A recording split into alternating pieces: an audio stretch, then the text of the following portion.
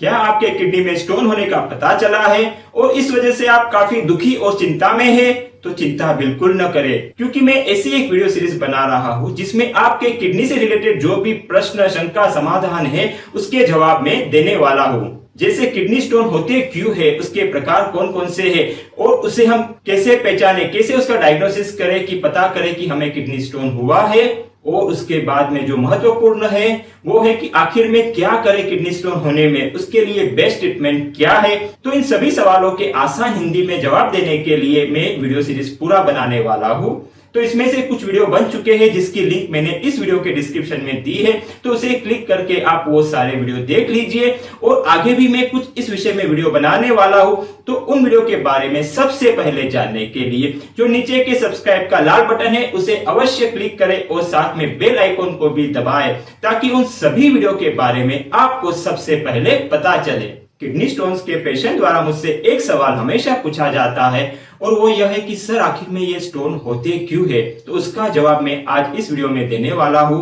तो इस वीडियो को पूरा देखिए और ध्यान से देखिए। हेलो फ्रेंड्स, मैं डॉक्टर आशीष एल ठक्कर, होम्योपैथ और health and weight loss coach, जिसे आप डॉक्टर अर्क के नाम से जानते हैं। क्या आप किसी हेल्थ प्रॉब्लम या ओबेसिटी से परेशान है, दुखी है और इन समस्याओं के रिलेटेड आपके कोई क्वेश्चंस है, या आप अपनी प्रॉब्लम के लिए बेस्ट होम्योपैथिक मेडिसिन का नाम जानना चाहते हैं, तो अपना क्वेश्चन कमेंट में जरूर लिखिए। मेरे 21 इयर्स के बिना किसी दवाई के हेल्दी रहने के और हजारों लोगों को पुराने और पीड़ादायक रोगों से मुक्ति दिलवाने के एक्सपीरियंस आधारित अगर आपके प्रॉब्लम के लिए कोई सॉल्यूशन मेरे पास होगा तो मैं अवश्य आपको बताऊंगा। तो चलिए इस वीडियो के मेन टॉपिक में आगे बढ़ते हैं।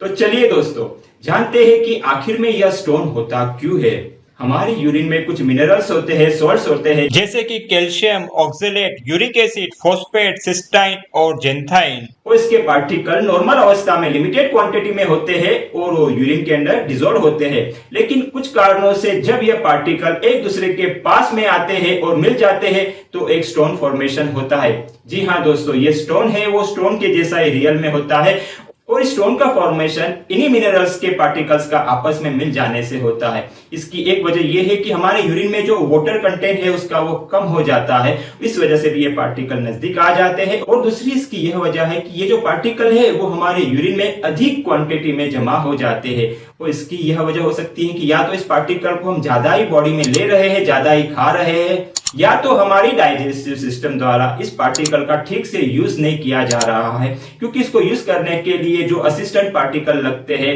जैसे ऑक्सलेट का यूज होने के लिए कैल्शियम और सिट्रिक एसिड की आवश्यकता होती है, तो इनका ठीक से यूज होने के लिए जो हेल्पिंग पदार्थ है उसकी कमी की वजह से भी ये हो सकता है, या तो इसके यूज होने में बाधा निर्माण करने वाले पदार्थ ज्यादा होते हैं, जैसे शुगर की मात्रा ज्यादा होने से भी इन क्रिस्टल का ठीक से यूज नहीं हो पाता है। तो आइए या स्टोन होने के या तो पार्टिकल्स के जमाव के स्टोन पैदा करने के हम कारणों को थोड़ा विस्तार से जानते हैं। इसका सबसे महत्वपूर्ण कारण है पानी को कम मात्रा में पीना।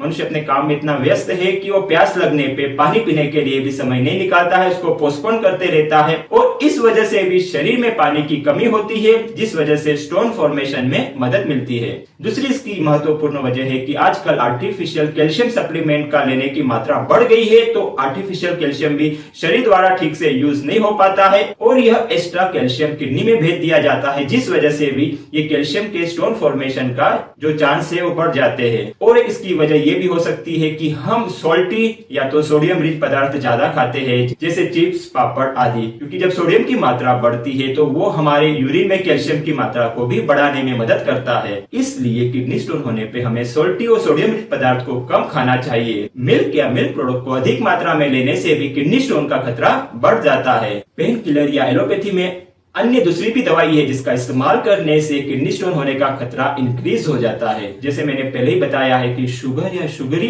चीजों का ज्यादा इस्तेमाल करने से भी किडनी स्टोन होने का खतरा बढ़ जाता है, खास करके कैल्शियम के स्टोन होने का, क्योंकि शुगर की वजह से कैल्शियम का एब्जॉर्प्शन डाइजेस्टिव सिस्टम द्वारा स्लो होता है और यह एक्स्ट्रा कैल्शियम किडनी में अधिक मात्रा में जमा हो जाता है। इसीलिए डायबिटीज पेशेंट को किडनी स्टोन होने का खतरा अधिक रहता है।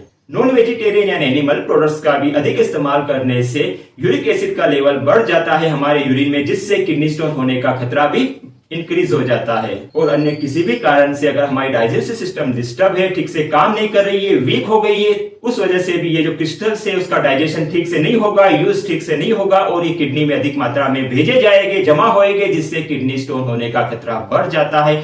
इसीलिए हमारी डाइजेस्टिव सिस्टम का भी स्ट्रॉन्ग होना बहुत जरूरी है। अब हम जानते हैं किडनी स्टोन कितने प्रकार के होते हैं। किडनी स्टोन के प्रकार यानी वो किस क्रिस्टल से बना हुआ है उसके आधार पर उस स्टोन को नाम दिया जाता है। जैसे कि अगर वो कैल्शियम का बना हुआ है तो उसको कैल्शियम के स्टोन कहा जाता है और ये अधिकतर कैल्शियम के स्टोन कैल्शियम ऑक्जेलेट से बने हुए होते हैं और बहुत कम स्टोन कैल्शियम फॉस्फेट के भी होते हैं। और जो स्टोन ऑक्जेलेट से बने हुए होते हैं उन्हें ऑक्जेलेट स्टोन कहते हैं। यूरिक एसिड से बने हुए स्टोन को यूरिक एसिड स्टोन कहते हैं, फॉस्फेट के बने हुए स्टोन को फॉस्फेट स्टोन कहते हैं और सिस्टाइन और जेंथाइन से बने हुए स्टोन को इनके नाम से जाना जाता है। लेकिन ये स्टोन बहुत ही रेयर है, बहुत कम पाए जाते हैं। सबसे अधिक पाए जाने वाला स्टोन है कैल्शियम ऑक्जेलेट का और सेकंड नंबर का जो है वो यूरिक एसिड का स्टोन अधिक पाया जाता है। किडनी स्टोन को रीनल कैल्कुलस भी कहते हैं या इसे नेफ्रोलाइथियासिस या यूरोलाइथियासिस भी कहते हैं। और यह स्टोन यूरिनरी पूरी सिस्टम में किस पार्ट में है उस आधार पे भी इसको नाम दिया जाता है।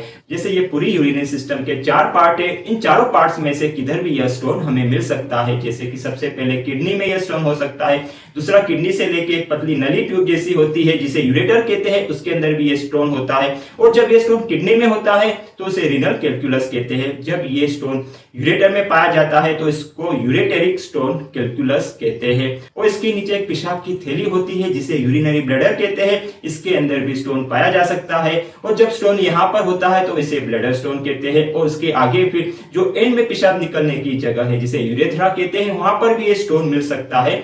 और जब स्टोन वहां पर होता है तो इसे यूरेथ्रल स्टोन कहते हैं। तो इस स्टोन की साइज क्या होती है? ये स्टोन की साइज का वेरिएशन बहुत लंबा है।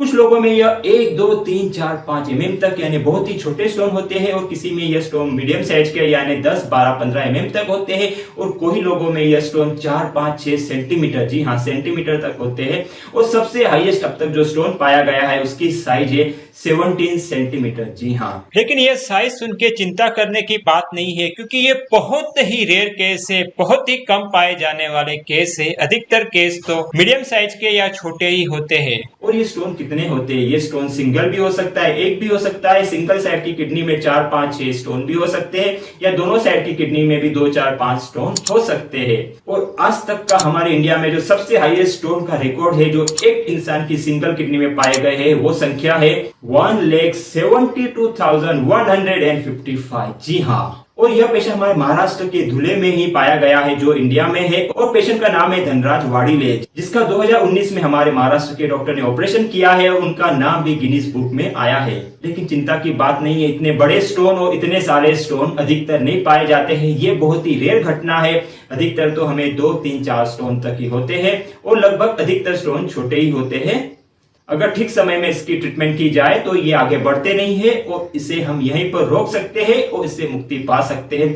इसीलिए ठीक समय में इसकी पहचान कर लीजिए, उसको पैदा होने वाले कारणों को, इसकी जड़ों को नष्ट कर दीजिए ताकि इससे भी आप आसानी से मुक्ति पा सके और भविष्य में भी इससे आप खुद को बचा सके। पूरा वीडियो देखने के लिए धन्यवाद। अच्छा लगा हो तो लाइक और शेयर अवश्य करें और अब तक सब्सक्राइब न किया हो तो नीचे के लाल बटन को दबाकर कर दीजिए और बेल आइकॉन को भी अवश्य दबाएं, क्योंकि मेरे हर नए वीडियो के बारे में आपको सबसे पहले पता चले। Stay connected, stay healthy, grow happy.